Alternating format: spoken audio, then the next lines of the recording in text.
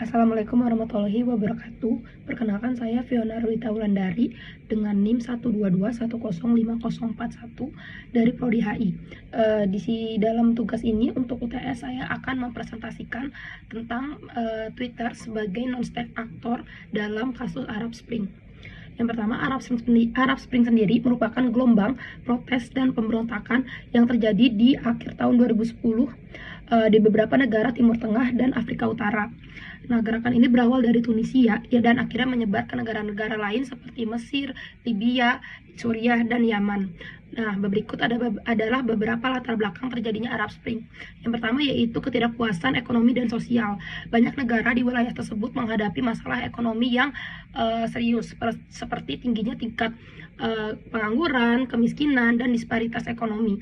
Dan situasi ini sendiri diperparah dengan rendahnya akses terhadap pendidikan dan kesehatan, serta minimnya kesempatan bagi kaum muda untuk menyampaikan aspirasinya.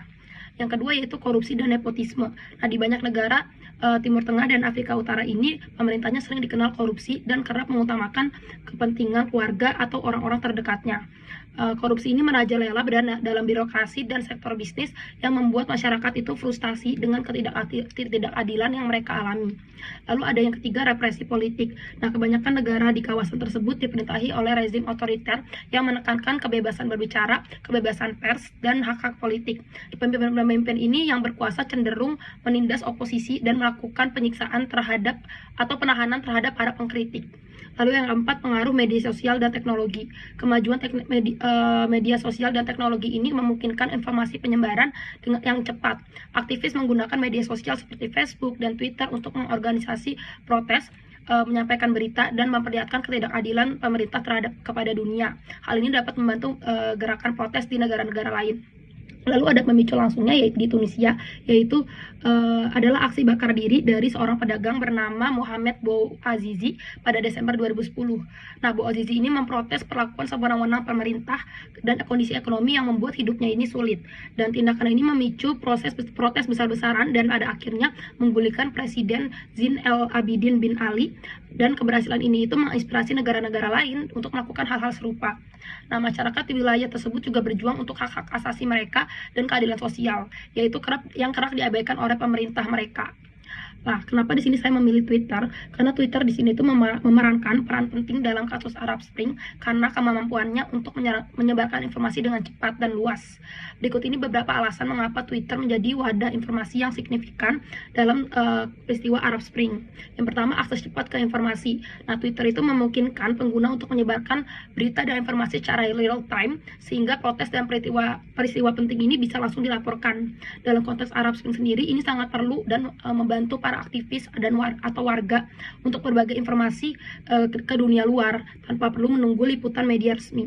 Lalu ada kedua, jangkauannya internasional. Dengan sifatnya yang terbuka ini, Twitter memungkinkan informasi dari negara-negara Arab yang mengalami protes menyebar itu secara global. Hal ini dapat meningkatkan kesadaran internasional tentang kondisi di wilayah tersebut dan menarik perhatian dunia dan kepada ketidakadilan yang terjadi pada mereka.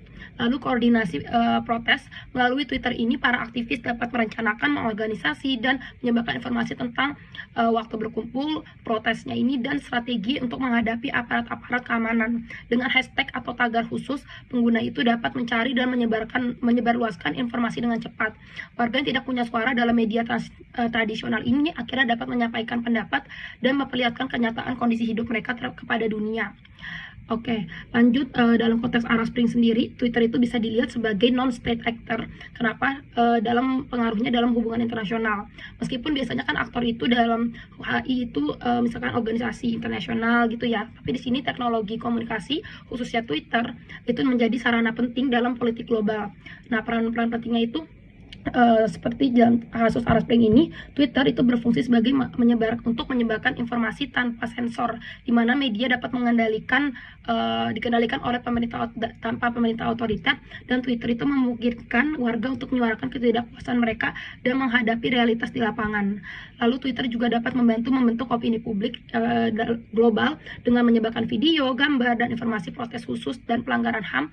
Twitter dapat membuat masyarakat internasional itu lebih sadar dalam situasi yang terjadi di Arab saat itu.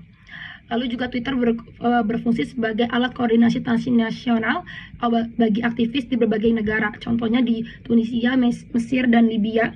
Nah, Twitter ini digunakan untuk sebagai strategi, taktik, dan komunikasi lintas batas. Jadi ini ada semangat kebersamaan dan solidaritas di seluruh kawasan untuk menciptakan gerakan yang lebih kuat.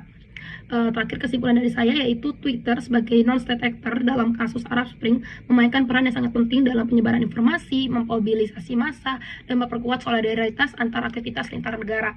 Penyebaran berita ini yang cepat, dapat, dan pelanggaran HAM ini serta dalam mengatasi sensor dan rezim otoriter. Jadi alat komunikasinya ini sangat efisien, dan Twitter itu membantu mempercepat perubahan sosial dan politik di kawasan Arab, meskipun juga menghadapi tantangan seperti sensor digital dan ancaman keamanan bagi para penggunanya. Sekian, terima kasih. Saya pamit. Mohon maaf kalau ada kesalahan. Wassalamualaikum warahmatullahi wabarakatuh.